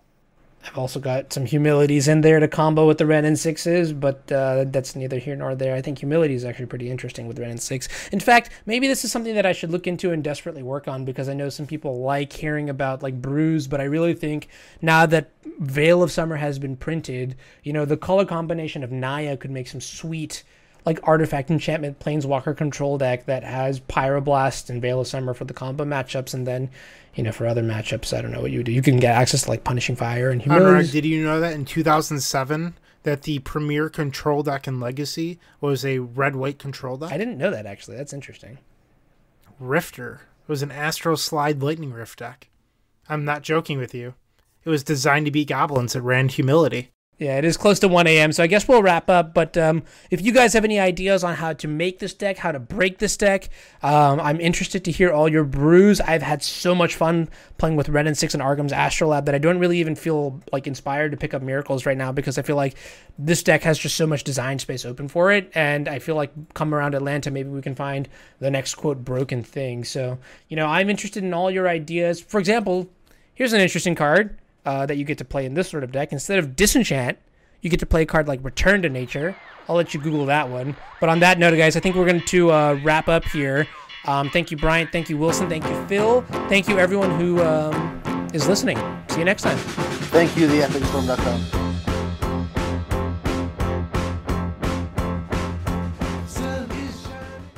Hi, I'm Anurag Das, and this is episode 12 of the Eternal Glory podcast.